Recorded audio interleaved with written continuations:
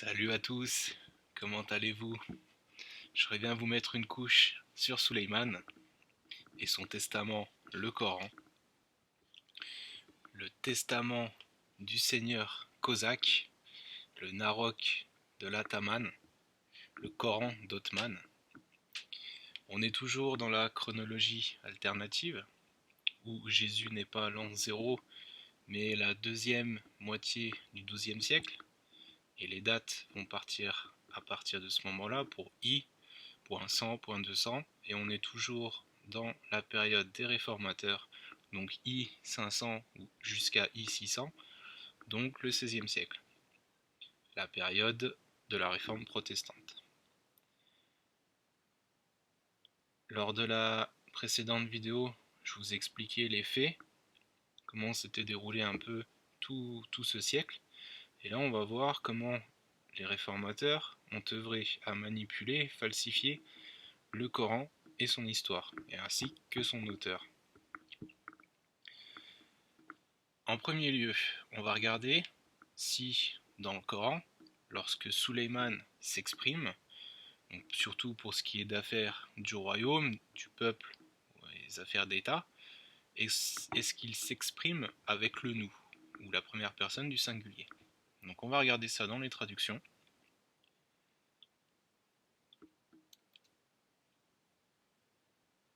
J'ai pris la sourate 27, les fourmis, au verset 27, donc 27-27. Pour vous situer à peu près, c'est lors du passage où Suleiman fait la revue de ses troupes et où il se questionne sur l'absence de la huppe. Et la huppe qui lui rapporte, qui arrive et qui lui dit « Je sais des informations que tu ne sais pas », où elle lui parle du royaume de Saba. Et à ce moment-là, Salomon lui répond. La huppe. Pourquoi la huppe? Alors, il n'y a rien de magique, hein, c'est métaphorique. Je vous ai sorti la huppe sur Wikipédia. La huppe, Poupa et Pops. Ce qui est intéressant, c'est que dans le comportement, c'est un oiseau peu farouche, mais qui se tient à bonne distance de l'observateur humain. Donc si vous voulez, la huppe, en fait, c'est métaphorique, c'est un messager qui s'approche des cités, des peuplades de certaines contrées pour quérir des informations. Dans la traduction classique, celle que vous aurez en tapant Coran PDF sur internet, on aura la réponse de Suleiman, donc la sourate 27, le verset 27. Alors Salomon dit, nous allons voir si tu as dit la vérité ou si tu as menti. Pars avec ma lettre que voici, puis lance-la à eux, ensuite tiens-toi à l'écart d'eux pour voir ce que sera leur réponse. Donc on a bien nous. La traduction de droit chemin, qui est très récente, il dit « Nous allons voir si tu as dit la vérité ou si tu es parmi les menteurs.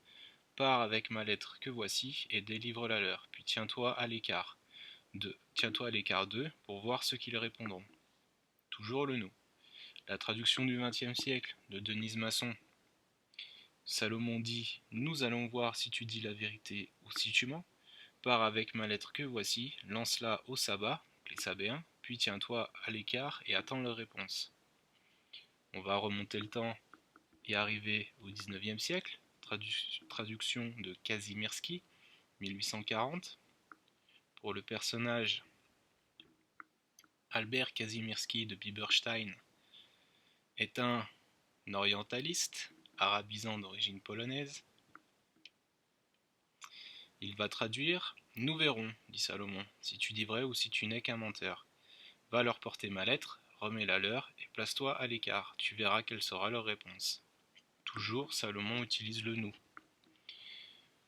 Le siècle précédent n'aura pas la même. On aura Claude-Étienne Savary, en 1783. Claude-Étienne Savary, qui est un orientaliste également, pionnier de l'égyptologie, évidemment pionnier de l'égyptologie, juste avant le 19e siècle. Je ne vais pas m'étaler, ça va vous perdre. Il utilise la première personne du singulier. Je saurai, reprit Salomon, si ton rapport est conforme à la vérité ou au mensonge. Vole vers le peuple de Saba, et lorsque tu auras remis cette lettre, écarte-toi et attends la réponse. On n'a plus Salomon qui utilise le nous. On va remonter à la première traduction qui apparaît en vieux français, celle d'André Dureyer de 1647. André Dureyer qui est un orientaliste français. Il a traduit, Salomon dit, je verrai bientôt si tu dis la vérité ou si tu es au nombre des menteurs. Va lui porter cette lettre et observe ce qu'elle et ses gens répondront. On a toujours le je par rapport à la traduction qui arrive un siècle après, un petit peu plus d'un siècle après. Ils ont dû, je pense que Savary a dû s'accorder sur les violons de Dureyer et utiliser la première personne du singulier. Et qu'en est-il de ces versions latines sur lesquelles ils se sont basés principalement? On va aller voir ça. Donc la version latine qui va apparaître en 1543 jusqu'à 1550, pendant 7 ans, elle sera peaufinée, il y aura différentes éditions pour les mises à jour. Cette version va être entreprise par des judaïsants qui sont Théodore Bibliander, Protestant Reformer and Linguist. Je vous le sors en anglais parce que je trouve que ça sonne mieux. Ça a plus d'impact, mais par contre la page Wikipédia est beaucoup plus pauvre. Bibliander Théodore, qui était un théologien réformé, bibliste, philologue, humaniste et évidemment orientaliste suisse. Avec son compagnon, Philippe Mélanchthon, qui était lui un humaniste, philosophe et réformateur protestant, donc un judaïsant. Ces deux personnes vont travailler à ramener le Coran en latin, qui ne comprend pas que le Coran en fait. Ça va être la première construction de la manipulation qui par la suite sera reprise. Que dit ce Coran en latin? Ah, non pas la sourate 27, mais 37. Je vous explique après pourquoi. Mais c'est toujours la sourate les fourmis. Et elle est au numéro 37. Respondit Salomon, atui dicti probationem, anc meam chartam illis affer, et revertere, ut quid acturi sint nobis inotescat. Je vous ai fait une traduction qui me semble à peu près correcte. Salomon répondit, pour preuve de ce que tu as dit, que cette lettre soit pour eux, apporte-la, reviens, ce sera tact de nous en informer. En latin, on a bien Salomon qui utilisait la première personne du pluriel pour parler d'affaires du royaume. Donc le nous qui correspond à nobis, nos, nostri, tout dépend de la phrase que vous avez. Salomon, Suleiman s'exprimait bien avec le nous. On va aller voir ça dans ce Coran. C'est la version de 1550 qui est disponible dans les archives. Vous voyez, MDL 1550. Je vais aller vous chercher la sourate Azohara. Pourquoi 37? Parce que le Coran en latin est composé de 124 sourates. Il n'y a pas 10 sourates en plus, c'est juste que de la sourate 2 à la sourate 11, ils ont divisé en deux. Donc il faut ajouter 10 pour tomber sur la bonne sourate. Donc là, 37, on est bien sur la bonne sourate où il parle deux fois du Coran au début de celle-ci, et où on a des versets qui parlent de Moïse, jusqu'à arriver à David et Salomon. D'ailleurs, la Unde Nobis Crates, encore le nous, jusqu'aux armées de Salomon, et la Up qui est Upupa non reperta. La Up n'était pas présente. Et le verset que je vous ai cité est ici. Respondit Salomon, atui dicti probationem jusqu'à nobis inotescat. Ça, c'était par rapport à cette utilisation de la première personne du pluriel lors de ces affaires du royaume, de ces affaires d'État. Comment les réformateurs vont prendre cela, vont prendre le Coran? Très mal. Comme je vous l'ai déjà montré, ça leur faisait un petit peu peur. Je vais vous ressortir le screen. Screen qui fait partie d'une étude justement sur ce Coran latin. Les dates que je vous avais données pour la parution du Coran, c'était 1534-1543. Donc petit à petit, une fois rédigé, il va être copié de manière manuscrite et envoyé aux cités, comme testament et rappel de loi en fait, et de culture et de plein de choses, et de discernement pour les mondes. Bibliander va faire appel à son ami Oporin pour lui rapporter d'Italie des livres anti-islamiques. Vous voyez plutôt ça comme des livres de propagande anti-Mohammed principalement, ainsi que le Coran en latin et en arabe. Ils vont surtout se baser sur les premières éditions qu'ils vont recevoir. Et d'Italie, de nombreux orientalistes humanistes italiens, va ressortir une histoire, celle de Mohammed. Il va tirer d'ailleurs le meilleur parti des ouvrages d'un orientaliste comme Teseo Ambrogio. Je vais revenir sur lui juste après. Dans les annotations, on sait que les premiers humanistes arabisants sont italiens, comme Monchatès, le professeur d'arabe de Pic de la Mirandole, ou Beltramo Magnanelli. On va aller voir ces personnages. Teseo Ambrogio, si vous voulez, Thésée d'Ambroise, qui va vivre entre le 15e et le 16e, qui est un humaniste italien, représentant la Kabbale chrétienne, précurseur de l'orientalisme, dont ces histoires falsifiées vont servir d'ébauche pour Bibliander et Mélanchthon, ainsi que Flavius Mithridaté, c'est Monchatès, humaniste et orientaliste italien de la Renaissance, représentant de la Kabbale, et Bertrando de Mignanelli, qui était lui en fait un marchand italien multilingue et aventurier, qui a beaucoup écrit en fait apparemment beaucoup d'histoires qui vont être prises par Bibliander et Mélanchthon pour former une falsification de l'histoire et du Coran. Comment ils vont s'y prendre, notamment grâce aux cartes.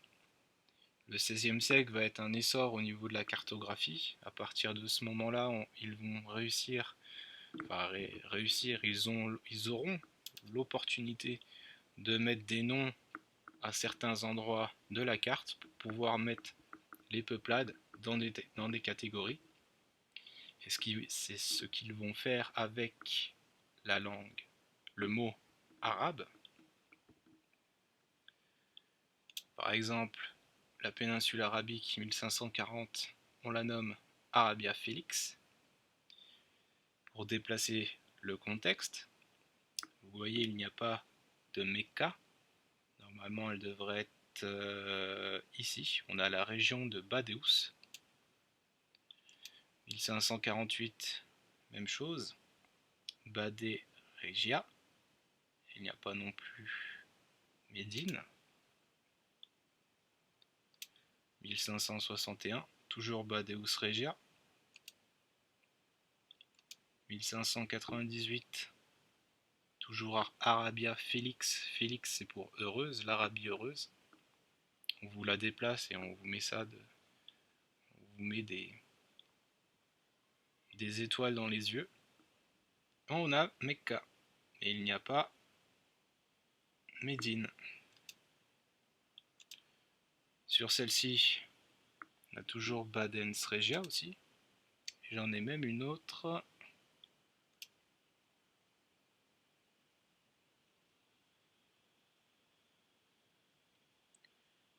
Où ici on a Mecca, mais qui est bien plus au nord. Par rapport à...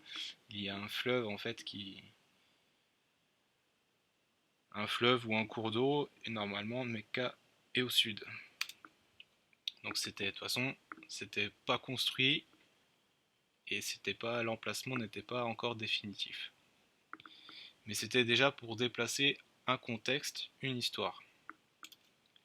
Avec les cartes, avec les écrits des humanistes orientalistes, notamment italiens, et Bibliander et Mélenchon vont faire une chose audacieuse, mais en fait ils avaient déjà l'habitude de manipuler et de mentir. Hein.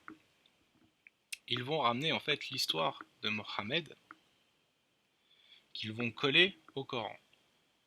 Par rapport à la chronologie alternative, Mohammed en fait se situe un siècle avant Salomon.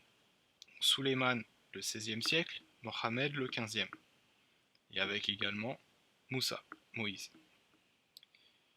Les réformateurs vont prendre le Coran, ils vont le traduire en latin, ça va permettre de donner des sens à des mots arabes, donc déjà pour les tordre, et on va vous conter toute une histoire, un beau charabia qui en fait, ça va être une sorte de les premiers hadiths, les premières histoires rapportées sur Mohammed. C'est en fait le début, l'ébauche de la doctrine qui va plus tard être enjolivée, ressourcée. Ils vont coller la vie de Mohammed au Coran, ils vont déplacer son contexte en Arabie et ils vont en faire un prophète d'une nouvelle religion. Ça va être un peu différent de ce qu'ils auront fait avec la Bible, où ils vont se servir de la vie de Issa, de Jésus, pour en faire un personnage martyr et démarrer en fait l'égrégore du christianisme. Dans ce Coran en latin, le PDF, il fait 670 pages. Le Coran ne prend que 180 pages. De la page, donc par contre sur le PDF, pas sur les pages. 34. Voilà. Azuara Prima. Sourate numéro 1. Normalement, si vous lisez un petit peu, si vous faites pause et vous allez voir, in nomine Dei misericordis, miseratoris, gratia Deo, Domino Universitatis, misericordi, miseratori, Iudici Dei Iudici. On va déjà remplacer le mot Allah par Dieu. Dieu, en fait, le mot qui sera là pour diviser. J'en parlerai dans une vidéo, ce serait peut-être utile. Et on va vous faire la première traduction du Coran en latin, où ils vont évidemment donner des sens à des mots comme salat, ils vont parler de prière. Pour le jeûne, ils vont coller ça avec le ramadan. Il me semble que, d'ailleurs, je vous ai dit 180 pages. Voilà, c'est ça. Ça, c'est la fin du Coran dans le Coran latin. 180 pages, tout le reste sont des textes polémiques à ramener de personnes, des orientalistes, des humanistes. Tout ça pour tordre l'histoire et vous confiner en fait dans des égrégores. Donc vous voyez là on a bien la sourate, je vous disais 124, c'est X, X et 4. Dans ce Coran latin, on va aussi trouver des ébauches d'une description de la prière. Ici, fuit quidem etes orationis initium alla wakbar. Si vous voulez, le début des prières commence par Allah Akbar. C'est la première fois, c'est le texte le plus ancien où je vois Allah Akbar. En fait, ils vont contribuer d'ailleurs à tordre aussi le sens du mot Allah. Dans ce texte, on va aussi trouver, donc dans les textes polémiques, il n'y a pas d'égir. Les girs, c'est quelque chose qui va arriver plus tard avec la chronologie. Vous voyez, Égir, j'ai rien, Égira, j'ai rien du tout. J'ai Égir, Abraham, Angélique, Monitou, Égir. Ça n'a rien à voir avec l'Égir que vous pensez. Les premières traces de l'Égir qu'on a trouvées, c'était en 1587, il me semble. C'est. J'ai plus le lien, je crois que je ne l'ai pas gardé. Je pourrais le rechercher si ça intéresse quelqu'un.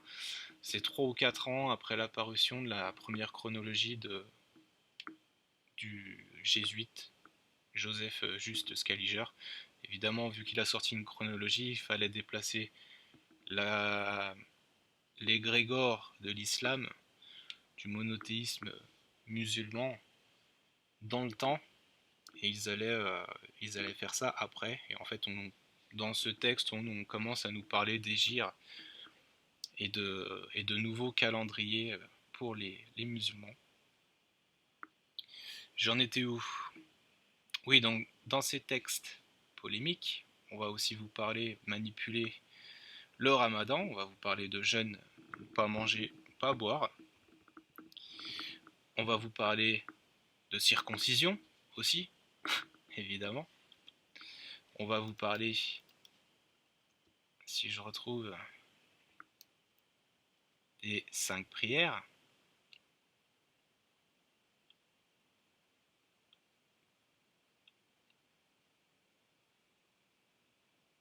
Vous voyez, Quinque sunt orationes, c'est pas celui-là que je cherchais.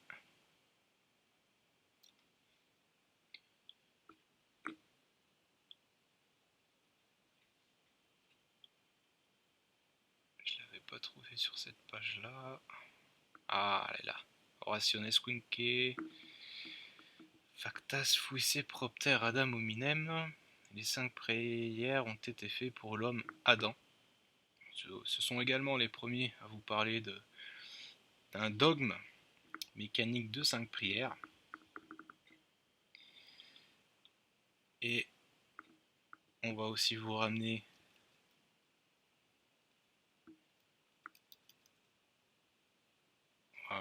c'est pas ici.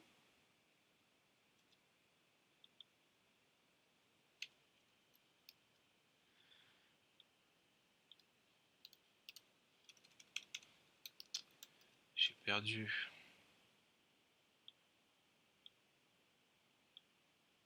Ah voilà. On va vous ramener une généalogie de Mohammed pour rendre ça plus authentique, hein, évidemment. Sequitur generatio Mahometi, Mohammed, Quidem, Genuit, Abdallah, fils de Abdoulatif, Adamanef. Donc il y en a plusieurs. Et ce qui est drôle, c'est qu'on va remonter Daïfa, Moudicita, Ilyes, Amir Amoubaskar, Akaba, il me semble Idriss, Ismaël, Sem, Noé, Seth et enfin Adaé, Adam. On vous raconte déjà une généalogie de Mohammed. Je ne sais pas comment ils l'ont pondu, mais tout simplement pour vous perdre. Quifwit, Quifwit. Ils se sont bien amusés. Je crois que par rapport au dogme créé, je n'ai pas plus à vous en dire. Donc en fait, c'est l'ébauche en fait de ce qu'on va vous raconter en tant que mœurs et rites de religion, ce qui n'était pas du tout le cas. On va vous parler aussi d'une dispute avec un moine. Vous allez reconnaître l'histoire, un certain Serge, Sergius Nestorianus Mahometis Conspirator. On nous parle d'un moine des Nestoriens qui est devenu hérétique, qui en fait serait parti s'allier avec Mohammed. Donc d'ailleurs c'est tout faux, hein, c'est une histoire complètement construite. On nous parle qu'il avait en fait un enseignant qui lui racontait les livres chrétiens, etc., etc. Ça a leur sauce en fait. Mais je me suis quand même posé la question, qui était ce Sergium, puisqu'on le diabolise en tant que hérétique dans l'histoire de Mohammed, et ça sera repris après, on va y venir. Qui était cette personne qui avait pu, on va dire, agacer les réformateurs, et qui en fait a servi en fait à peut-être même du côté de Suleiman. J'ai suivi une inspiration, ça m'est venu comme ça, comment trouver un Serge dans l'histoire qui allait me faire réagir par rapport à la nouvelle chronologie. Et ça m'est venu en tête, j'ai tapé Ibn Serjus. Et je suis tombé sur Serge de Rechaïna. Serge de Rechaïna que l'on va vous placer au 6e siècle, donc qui ne va pas coller avec la chronologie. Là, pas besoin de faire un calcul, il suffit de mettre le 1 devant 536 et on va se placer directement à la période où Suleiman combat les réformateurs. Donc son décès, 1536, peut-être à 2-3 années près. Qui est cette personne? On va oublier le prêtre Étienne. On nous parle d'un médecin savant et traducteur syrien mort à Constantinople. Serge de Rechaïna a eu une importante activité de traducteur de textes grecs en syriaque. Je vous rappelle que le grec était la langue littéraire des réformateurs à l'Occident et le latin la langue scientifique. Et du côté des mondes tartares, on utilisait la langue, le slave, le liturgique pour le littéraire et l'arabe pour tout ce qui était scientifique. Et qui plus tard, l'arabe servira aussi de langue littéraire et poétique. Donc on a Serge qui faisait des traductions de textes grecs en syriaque. Peut-être qu'il traduisait justement les textes des réformateurs, tout ce qui était du grec, pour le ramener en syriaque, afin d'avoir plus ample information de ce qui se déroulait à l'Occident. Ce qui est intéressant, c'est que Wikipédia nous parle de la guerre entre les Ostrogoths et les armées de l'empereur Justinien.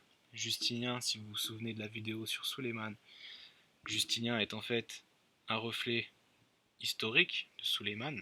Donc on a, au moment de la guerre entre Suleiman et les Ostrogoths, donc les Nazaréens du futur François Ier et Louis II de Hongrie, qui va attaquer Cluny et qui va se prendre une déculottée par Salomon.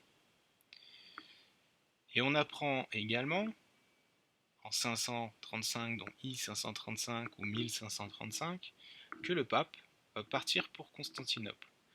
Tout comme je vous ai raconté dans la précédente vidéo, où Suleiman va établir son QG à Constantinople, donc il va partir à un moment de sa vie là-bas pour contrer les réformateurs. Eh bien, Suleiman était également le pape. Pourquoi le pape?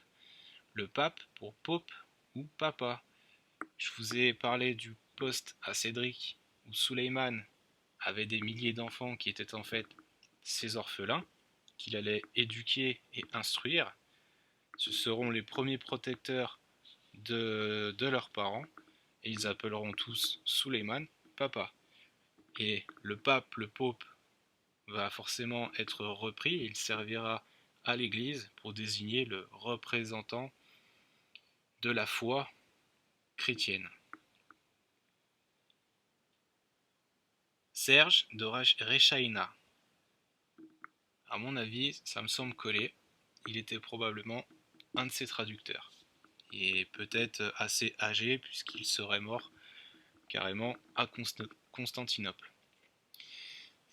Donc ce personnage va servir de base pour vous tordre l'histoire de Mohammed.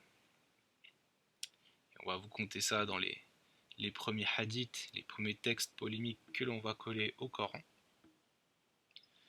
Tout ça sera pris quelques dizaines, quelques décennies, à peine un siècle plus tard. Ce sera ressourcé pour créer l'égrégore de la religion monothéiste islamique. Ils avaient déjà créé l'égrégore de la religion monothéiste chrétienne. Afin de cacher la vérité, il fallait se servir évidemment du testament du Coran pour vous sortir une nouvelle religion qu'ils ont contribué à faire, puisque aujourd'hui en fait la plupart des personnes sont bloquées dans ces dogmes, dans ces égrégores. Ils n'arrivent pas à s'en sortir, mais tout est dans l'esprit en fait. Il faut savoir raisonner, se poser les bonnes questions. Et on va arriver même au 19e siècle, où ces histoires avec Sergium, vont être prises, ressourcées. Et on va jouer sur le binaire, hein. On va parler de ce personnage en tant que Bayra. Bayra qui en fait va apparaître dans Tabari, hein. Tabari, vous pouvez oublier, c'est le 19e siècle aussi, c'est une construction récente. Les hadiths et tout, Burkhardt, Burton, hein, Al-Bukhari. Et Burton, comment il s'appelait, Muslim. Donc, dans la tradition islamique, Bayra, ça va être le moine qui va assister aux stigmates sur le corps de Mohammed. Et en fait, l'esprit musulman sunnite va se conforter, ça va lui donner du miraculeux en fait dans ses croyances, dans ses pensées, dans ses convictions, tout ça pour encore plus le renforcer et le coincer dans cet égrégore. Et ce personnage va être également repris à des fins polémiques pour la partie chrétienne. The Legend of Sergius Bayra. C'est bien la même personne. Sergius Bayra. Bayra, c'est le nom qu'on va lui donner au 19e siècle, mais à la base, ça remonte jusqu'à Serge de Rachaïna. On a même donc la partie chrétienne qui va s'en servir. Alors là, j'ai trouvé un texte, c'est une vraie pépite. C'est même marrant. C'est Revue de l'Orient chrétien, la toute fin du 19e, où on va vous parler d'un moine qui en fait a carrément écrit le Coran. Pour en fait jouer sur la rivalité entre entre les deux religions, qui est l'islam et le christianisme. Pour le judaïsme, après, ça c'est un truc aussi très récent. J'en parlerai, ça viendra, mais il faudra du temps, ça va être compliqué. C'est alors que Bayra invente la fameuse formule du témoignage de la foi musulmane. Donc c'est même ce moine qui a inventé la shahada. Ah, on nous raconte ça. En fait, il a tout créé pour Mohammed. Si vous lisez, je vous mettrai le lien, vous irez voir, c'est à partir des pages 400.